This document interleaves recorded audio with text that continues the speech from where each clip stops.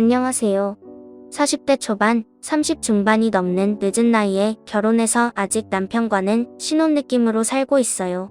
솔직히 신혼이긴 하지만 주말이면 남편은 시댁에 양보해야 하는 상황이라 저희 둘만의 시간은 평일 저녁이 전부이긴 합니다. 연애 때부터 남편은 자기 어머니를 인생의 해덤처럼 받들고 살더라고요. 어머니가 마치 신이라도 되는 듯 남편은 인생 모든 걸 다 의지했어요. 심지어 회사에 가서 점심을 먹을 때도 전화를 걸어서 엄마 오늘 나 뭐 먹을까? 엄마 나 오늘은 아무래도 야근하면 안 되겠지? 사소한 것 하나하나까지 묻고 확인을 받더라고요. 그때는 저랑 결혼하면 조금씩 저에게 의지하는 일이 생기면서 달라질 거라 믿기도 했습니다. 주변에 물어보니 워낙 우유부단하고 결정장애가 많은 사람은 그렇게 확고한 사람이 있으면 기대게 된다고도 하더군요. 그래서 저도 남편에게 서서히 하나씩 스스로 결정하는 연습을 시켰고 어느 순간부터는 알아서 하는 일이 늘어나기도 했습니다. 이 일 때문에 결혼을 고민하기도 했지만 저희 엄마 말이 그래도 집안 인연 끊고 살고 못되게 하는 것들보다는 낫다. 그건 내가 서서히 바꿔가면 되는 거야. 다정다감하고 제 이야기도 잘 들어주는 착한 남편에게 유일하게 있는 단점이라고 생각하면 받아들이기로 했죠. 그런데 결혼하고 보니 이미 자기 엄마가 전부인 사람을 한순간에 제가 바꾸긴 불가능한 부분이 참 많더군요. 얘야, 오늘 7시면 집 도착하지? 삼계탕에서 갈 거니까 잠깐 주차장 쪽으로 내려올 수 있니? 내 어머니 갑자기 근데 무슨 삼계탕을 오늘 준환이가 삼계탕이 생각난다서 남편의 사소한 문제까지 하나하나 다 시어머니께 통보받아야 하는 일이 너무 많아졌죠. 그뿐만 아니었습니다. 얘 다음 달 승진 준비에 조금 더 몰두해야 될 것 같다. 경쟁자가 없었다가 지금 비슷한 연차 동기가 생겼다니까 회사 일에 더 집중할 수 있게 너도 열심히 도와줘라. 오늘 중요한 발표 있다는데 잘하고 왔는지도 물어보고. 아, 승진 대상자래요?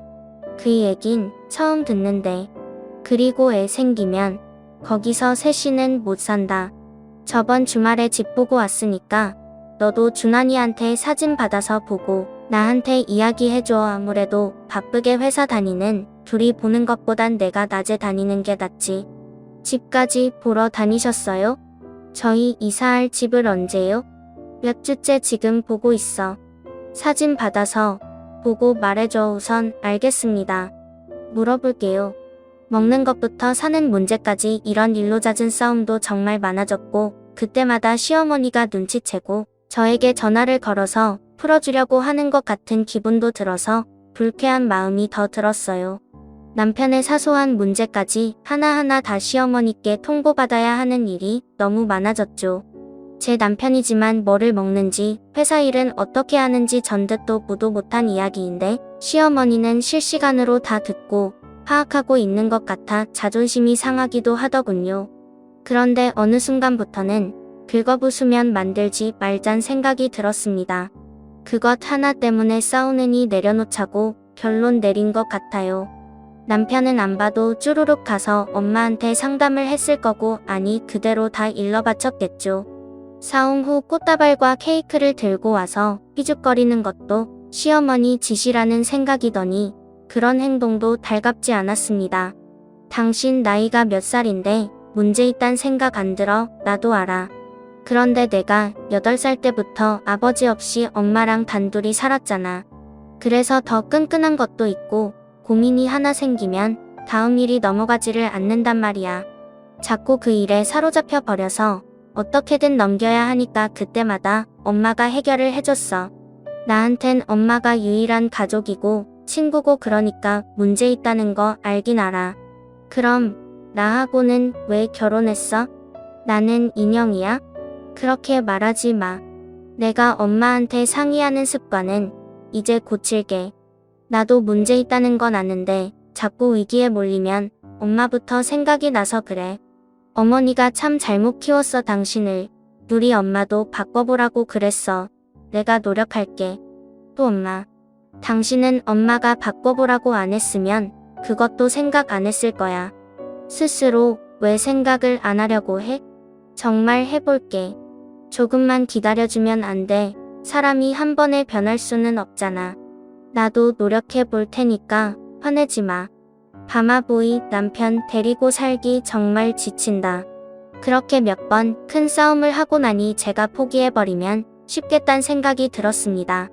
그래서 5일은 저와 보내고 주말은 시댁에 가서 자고 오는 걸로 타협을 보게 됐어요. 그렇게 죽고 못 사는 엄마랑 충분히 시간 보내라고요.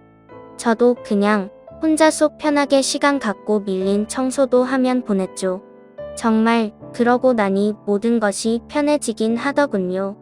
늘 시어머니가 CCTV처럼 저를 보고 있는 것만 같은 기분에서도 해방된 느낌이 들었습니다. 그렇게 꿈 같은 신혼과 마마보이 남편 바꾸는 일은 포기해버렸어요. 정말 남편 말대로 한순간에 사람을 바꾸는 일이 쉽지는 않더라고요. 서로 상처만 남기고 지내느니 하나를 내려놓기로 했습니다. 다시 평화를 찾고 잘 지내고 있었는데 갑자기 주말에 친정아버지가 아프다는 연락을 받았어요. 운동을 하다가 망막이 다쳐서 급히 눈 수술을 해야 하는 상황이었는데 차로 병원에라도 모시고 갈 수 있겠냐는 연락이 와서 저도 남편에게 다급히 연락을 취했습니다.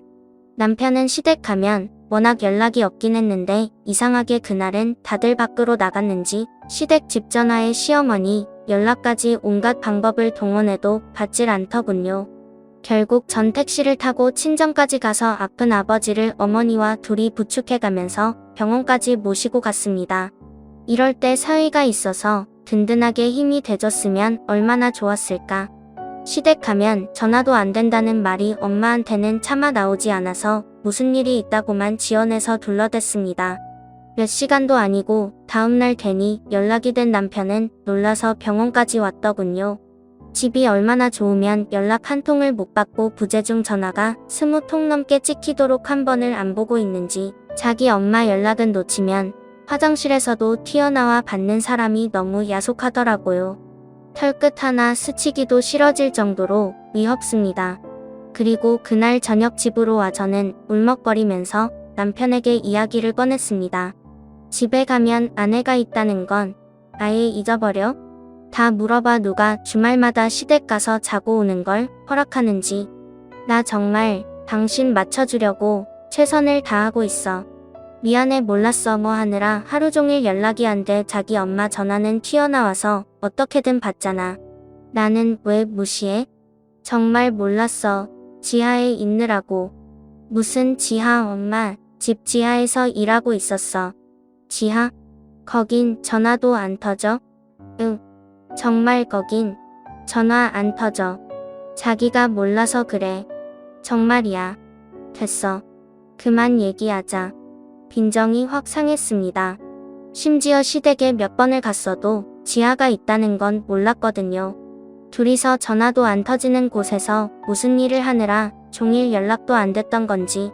남편과 시어머니를 이해해 보려고 노력했지만 두 사람은 이 상황을 모두 당연하게 받아들이는 것 같더라고요.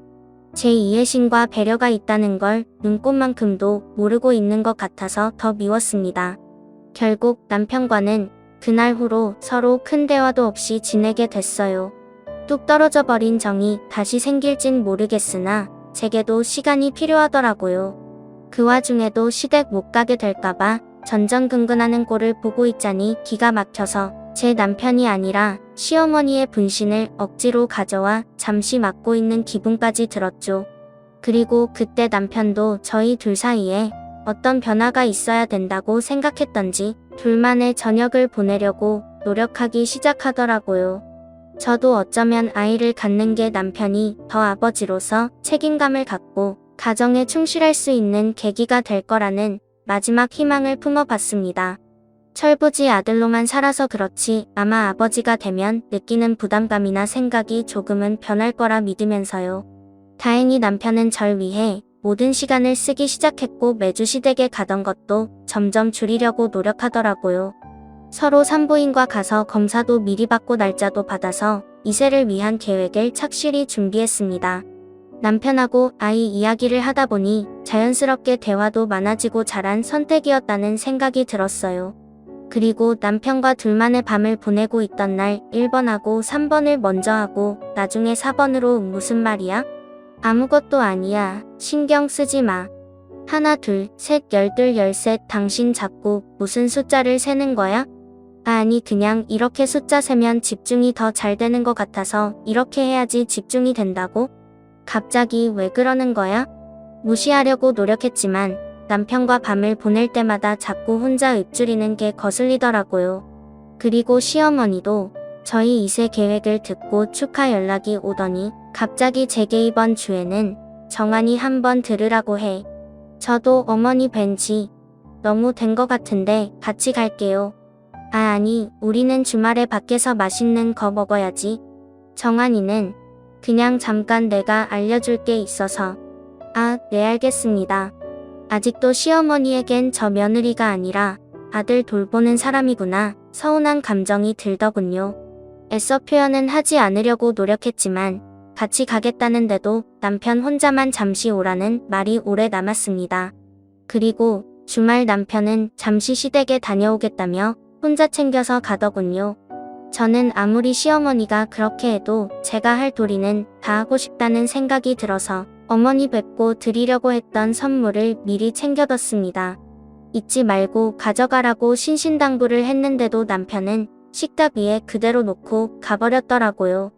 다급히 전화를 걸었는데 또 남편은 연락이 되지 않았죠.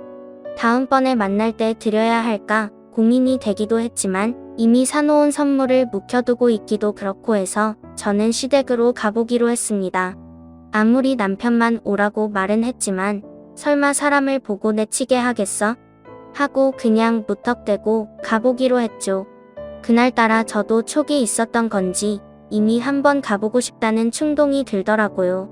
그리고 도착해보니 대문이 빼꼼 열려 있더라고요. 워낙 어머니께서 문 열어놓고 지낼 때가 많기는 해서 안으로 들어갔는데 집안에는 아무도 없었습니다.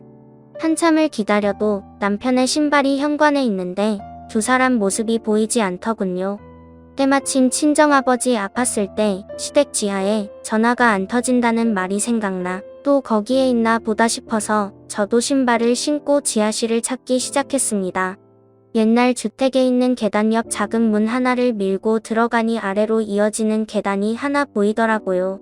너무 어두운 상태라 핸드폰 불빛을 비춰가며 남편을 찾았습니다. 여보, 여기 있어? 엄마 못하겠어.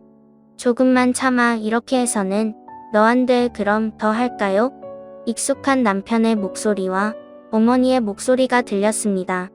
다 큰 아들을 지하실까지 불러오네. 혼내나? 싶은 와중에 제 귀에 선명히 들리는 소리가 있었습니다. 두 남녀의 소리였는데 절규하듯 소리를 지르는 남편에게 시어머니는 참으라고 다그쳤고 덜덜 떨리는 다리를 부여잡고서 한 계단 더 내려가니 파란색 원피스를 입은 한 여자의 뒷모습이 보였습니다. 그 광경은 차마 이곳에 쓸 수 없을 정도로 충격적이었는데 더 기가 찬 건 그 옆에 서서 수업을 가르치듯 바라보고 있는 시어머니가 보였어요. 대체 이게 뭔 일인지 다 보고 있으면서도 믿기지 않더군요. 저는 그 상황에 닥치면 당장 들어가서 깽판을 쳐놓고 나올 줄 알았는데 막상 눈앞에 그런 광경이 펼쳐지니 생각처럼 몸이 움직이질 않았습니다. 그 와중에도 시어머니는 계속 남편을 다그치기 시작했고 여자는 더듬거리는 목소리로 힘들다고 그만하라고 하니 시어머니가 남편에게 다그치듯 이렇게 해서 언제 애를 가질 거냐. 내 마누라랑 연습 좀 해오라고 했지. 내 마누라는 늙어서 애 갖는 것도 힘드니까 연습용으로 하라고 했잖아. 이제는 20대고 내 마누라는 벌써 40을 바라보고 있지 않냐? 너 이렇게 하면 내 새끼 못 보는 거야. 더 연습해와. 알았어, 엄마. 나도 나이 드니까 몸이 힘들어서 그래. 미자야, 좀만 고생하자. 만약에 너 임신되면 이 오빠가 내가 좋아하는 케이크 100만원어치 사다 줄 테니까. 라고 하니 그 미자라는 여자가 좋다며 막 박수를 치고 방방 뛰는데 그 행동이 딱 봐도 정신 연령이 좀 낮아 보이는 사람 같았고 어디가 아파 보이는 여자 같았어요. 이 모든 걸 종합해보니 순간 벽돌로 머리를 한 방 얻어맞은 기분이었습니다. 남편이 저와 밤을 보낼 때마다 혼자 중얼거리며 숫자를 세던 습관 또한 여기서 비롯된 거구나. 이 또한 시어머니의 지시였구나. 대체 이 모자 관계는 얼마나 서로가 엉켜 있으면 이런 극악무도한 짓까지 벌이는지 기가 찰 노릇이었어요. 게다가 저는 나이가 많으니 정상적인 애를 못 낳는다며 절 연습용이라 생각하라는 그 말에 더 기가 찼죠. 그동안 이 지하실에서 주말마다 있었던 걸 생각하니 온몸에 소름이 다 돋았습니다. 신혼 이후로 매주 이곳에서 저 여자와 시어머니와 이러고 있었다는 생각을 하니 그냥 바람이라도 났으면 차라리 이해했겠다 싶겠더라고요. 바람보다 더 충격적인 이 일을 누가 믿어줄지도 모르겠고, 이런 비정상적인 모자 관계가 세상에 있다는 것도 사람들이 도저히 이해할 수 없을 것 같았어요. 저 또한 이걸 어떻게 받아들여야 할지 몰라서 머리가 빙빙대는데, 한참 이어진 대화 소리를 듣고 나니 차츰 떨리던 다리도 진정이 되고 제 마음도 가라앉더군요. 이런 인간과 아이를 만들려고 준비했던 제 자신이 순간 얼마나 처참하고 이상한 사람처럼 느껴졌는지 모릅니다. 몸만 다 컸지 정상적으로 어른이 되지 못한 남자를 데리고 무슨 미래를 생각하고 바라본다고, 이런 걸 단점 하나라 생각하고 양보하자고 수백 번이고 절 다독였던 게 원망스럽더라고요. 아예 시작을 말았어야 할 일인데 말이죠. 저랑 둘이 사는 모습까지도 이렇게 보고 싶었을 텐데 시어머니의 혼이 어딘가에 붙어있는 기분이 들었어요. 귀신보다 더 무서웠습니다. 지하실에 있던 세 사람은 익숙하게 무슨 대학 강의를 끝내고 나오는 학생과 선생님처럼 나오더라고요. 그 앞에 가만히 서 있던 절 보더니 시어머니가 깜짝 놀라 뒤로 넘어졌습니다. 아유 깜짝이야. 아니 너 여기를 어떻게 해? 언제부터? 여보 여기 언제부터 있었어? 처음부터 다 보고 다 듣고 있었어. 아니 내가 설명하기에야 오해가 있어. 아니 어머니 이 사람에게 들을게요. 왜 이런 일까지도 어머니한테 설명을 들어야 하는지 잘 모르겠네요. 대체 이럴 거면 왜 저랑 결혼시키셨어요?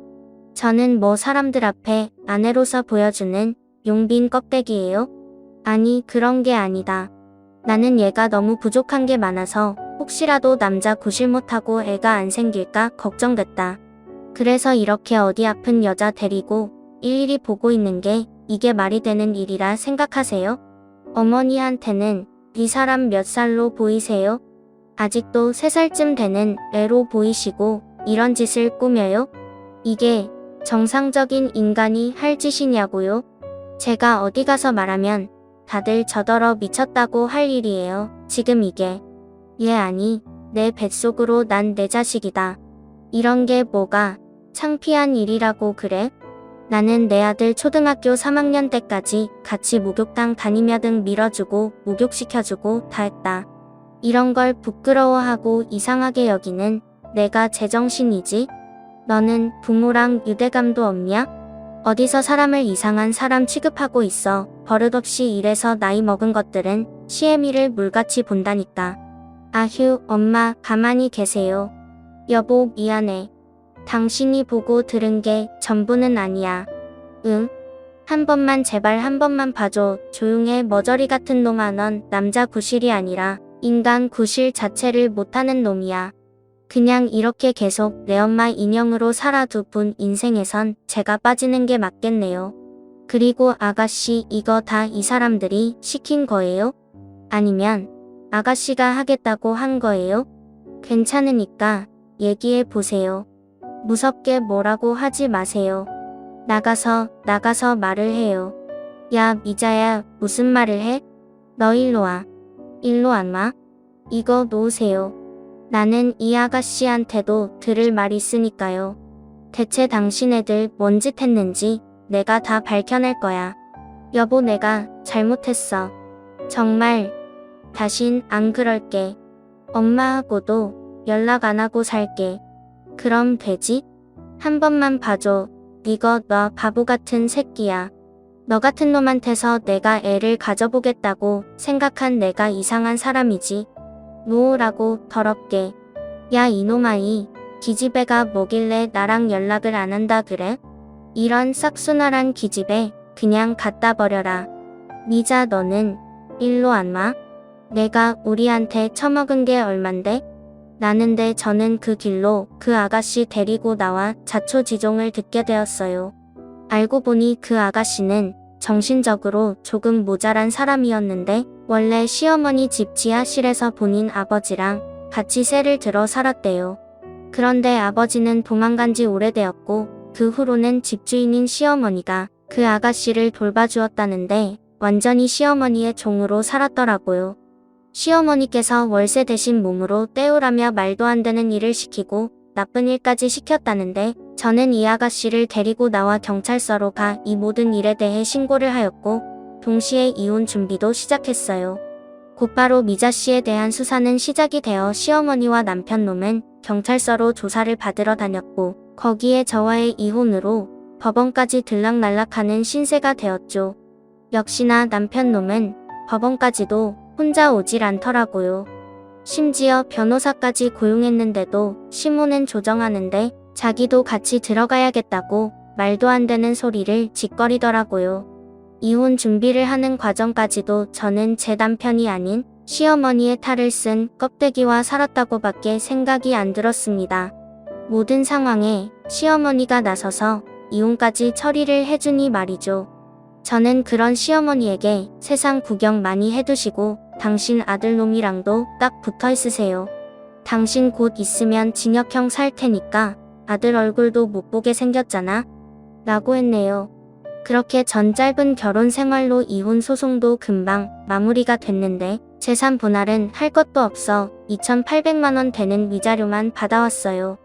물론 이 돈으로 제 상처를 치유받을 순 없지만 그렇게라도 남편놈에게 죗값을 물고 싶었어요.